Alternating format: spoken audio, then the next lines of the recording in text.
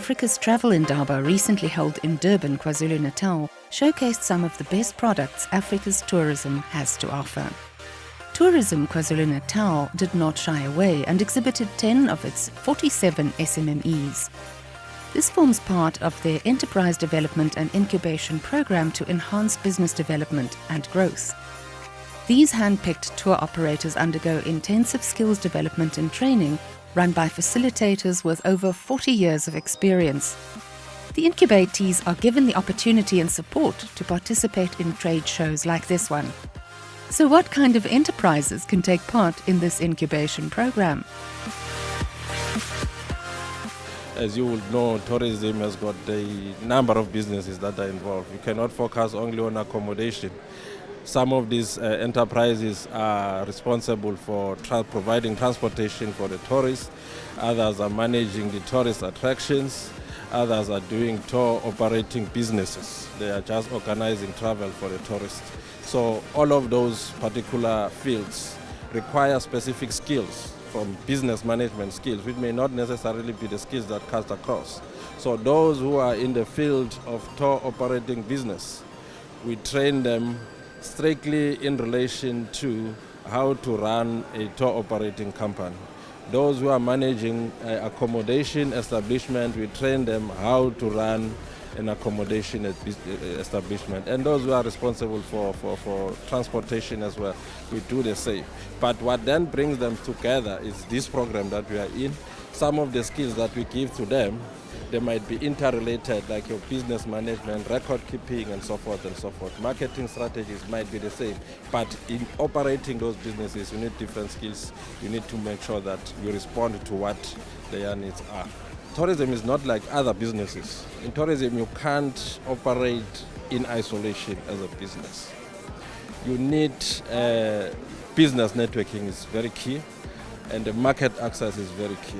And the main reason why these SMMEs, we have selected 10 to come in here so that they can showcase their particular products, is because they need to form business relationships with other similar businesses in other countries so that they will be able to work together. And the third part is the market access. It's very difficult for an SMME to approach a market in Europe. Now you need to identify platforms, market platforms, trade shows, so that they can come and engage with those particular businesses so that they can have access to that particular market, which is far away from them. So we have been taking them to different marketing platforms. Week before last, we were in Cape Town.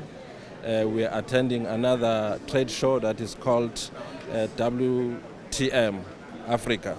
So they were participating there, doing speed marketing, doing all other particular activities that they are interested in, engaging with other business partners, forming particular relationships.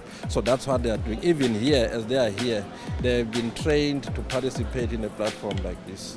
One of the businesses chosen to be represented at the showcase was Excellent Tours. When I was informed that our company is going to be incubated by TKZN, I said to him as my director, this is an opportunity a lot of companies they'll be wishing to get.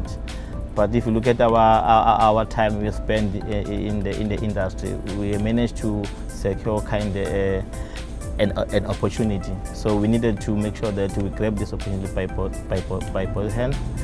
And since we have came here, Indaba has opened our eyes insofar as looking at other opportunities within the same industry, or the same opportunities of a transport, that we needed not only to focus on transporting only. There are also other areas which we can explore as a small business.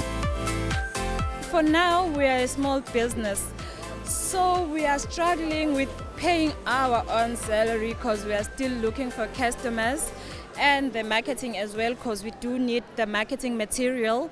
But so far we are privileged to have the TKZN program, which is helping us, like taking here sponsoring us for the Indaba, and here we are getting clients. So if we're getting clients here in the Indaba, it's not just the South African buyers, but the international. It definitely helps us as business owners. They do a lot of marketing for us. Apparently, each business does their own marketing, but to be a part of a different program also helps your establishment and the support that they give the businesses as well. This incubation program focuses on leisure tourism SMMEs. The enhanced strategy is aimed at helping these emerging businesses survive during the startup phase. But what happens to them afterwards? First and foremost, we want to ensure that there is transformation of the tourism industry. You will recall that as things stand currently, there is a less number of black businesses participating in the tourism industry. So our brief is that we need to ensure that we develop the small businesses so that they can play a role into the tourism economy. That is a main key issue. Yes, of course, there are many objectives that are associated with that. To do that particular exercise, you will need to be able to ensure that there is product development, first and foremost, because if you do not have products, you do not have a tourism industry. And secondly, to develop those particular products, you need to ensure that you promote investments. So we need to attract investors to invest in the product development within the particular province so that that transformation agenda is realized. They've got a maximum of 3 years to participate in the program, but they will vary. Others may participate for a period of 1 year, depending on their level of development. Others may participate for the entire period of 3 years. So being part of the program, being trained, being exposed to different marketing platforms and so forth. So it means after 3 years they are expected to exit the program. And we are expected them to run viable businesses. So we do checks on those that have been exiting the program, whether they are doing well or not. But the majority of them who have exited the program are doing very well. We have had chats with them, and we get to know that no, they are still doing well as independent businesses, not supported by anyone. In fact, the objective is exactly that once they get out of the program, they should be able to run their businesses independently. We started actually, I said, in 2010. But from there it started like growing, and I'll say by 2015 that is where we started seeing our business growing, since now we are supported by the Tourism KwaZulu Natal, and also we've been going international in the international market. That's where we started meeting up with a lot of the agents. So now our business is doing very well. My first guest house is in Kokstad. It's called La Teranga, Home of Hospitality in French. Yes, it was opened in 2009. It was the only 3 rooms. We were only targeting the constructors. We now have 45 rooms in Kokstad with 3 conference rooms, very big. And we cater all for everybody. We have a restaurant where you can get your South African cuisine, African cuisine, jollof rice. I'm telling you, mafe from Senegal, you get that in my Ethiopian food, everything. You understand? So you have to give your clients that authentic experience. Then they will never leave you. As with any incubation program, funds and revenue still remain a challenge, even for an industry that has shown an increased contribution to the economy's GDP. But why? Revenue generation is a very, very tricky issue. Tourism is a sensitive industry. It's an industry that is based on relationships. So if the business doesn't form relationships with other businesses, it will be unable to generate revenue. But because they've been given that particular training, they know exactly what is it that will cost their businesses. If you don't do well in terms of relationships management, you can't do well. customer care, because this is a service-orientated businesses. You can't do well if you don't do well in that particular regard. But they know exactly what is it that they have to do. So far what I've come across is we're trying to be more professional. To maintain a standard is very much difficult because you need to be open to criticism, also in a position to able to absorb a lot of information, learning about the business. The most difficult part which I've come across is to try to impress the international authorities. They complain a lot, but at the same time you have to just to come down to make sure that you provide the service the best that you can.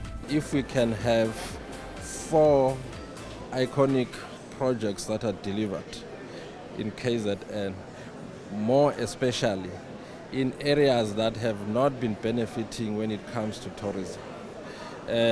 Areas lying along the coast have been visited most, but if you go towards the inland, those areas are visited less. So if we can build attractions, major attractions around those areas, definitely sure we will be able to achieve the geographic spread of tourism benefits. It means tourists will be able to be diverted to those particular areas because of the attractions that we need to do and the products that we need to develop.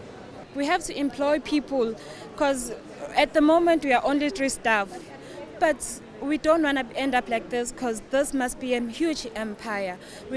People must be exposed and with traveling and stuff. So yeah, we want to grow the business and the economy by employing people. At the moment we have to hire vehicles, so we're short of vehicles. So that is the biggest challenge that we're facing at the moment.